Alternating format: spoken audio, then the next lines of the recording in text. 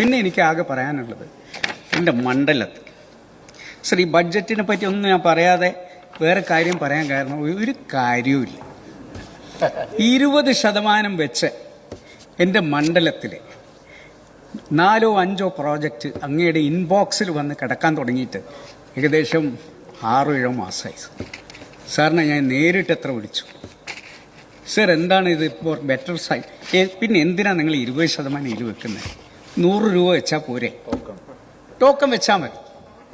നിങ്ങളൊന്ന് വന്ന് പറയൂ, പ്രതിപക്ഷത്തുള്ളവർക്ക് ഇതേ തരൂ എന്ന് അങ്ങ് ഇന്ന് പ്രഖ്യാപിക്കണം.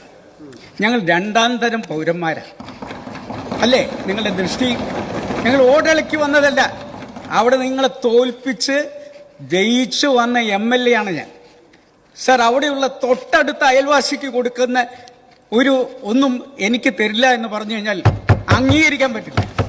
സർ, ഞാനത് അങ്ങയുടെ മുന്നിൽ വന്ന് ഞാൻ ഇരിക്കാൻ തീരുമാനിച്ചിരിക്കുക.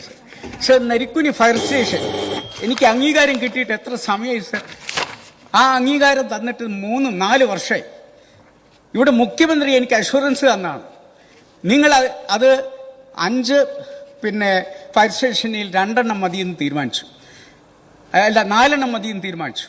ആ 4 മറ്റുള്ളവർക്ക് കൊടുത്ത് അവരൊക്കെ പോസ്റ്റർ ഇറക്കുമ്പോൾ ഞാനവിടെ വായി തുറന്നിരിക്കുക സർ. ഞങ്ങളവിടെ ഭൂമി വേണമെന്ന് പറഞ്ഞ് ഭൂമി കൊടുത്തു സർ. സർ, എൻ്റെ താമരശ്ശേരി താലൂക്ക് ആശുപത്രി മുഖ്യമന്ത്രി തീരുമാനിച്ചതാണ് ഈ ബഡ്ജറ്റിൽ കൊണ്ടുവരണമെന്ന്. അതനുസരിച്ച് ചീഫ് സെക്രട്ടറിയും അതുപോലെ തന്നെ ഹെൽത്ത് സെക്രട്ടറിയും ഒക്കെ എഴുതി അങ്ങേക്ക് തന്നു. അങ്ങ് പറഞ്ഞത് പണ്ട് നബാർഡിലുള്ളതുകൊണ്ട് ഇനിയിപ്പോൾ ആ നബാർഡ് എങ്ങനെ പോയി എന്നുള്ളതിൻ്റെ വിവരം എനിക്ക് തരണമെന്നാണ്. എനിക്കിതിൻ്റെ ആവശ്യമൊന്നുമില്ല സർ. സാർ പക്ഷെ അവിടെ വന്ന് പറയണം, ഇവനെ ഞങ്ങൾ 2ാം തരം പൗരനായി കാണുന്നതുകൊണ്ട് തരാൻ പറ്റില്ല. സാർ, ഞാൻ വൈകാരികമായി പറയാണ്. അങ്ങനെ മുന്നിൽ വന്നിരിക്കും ഞാൻ. ഒരു മണ്ഡലത്തെ ഇങ്ങനെ വിവേചനത്തോടു കൂടി കാണരുത്.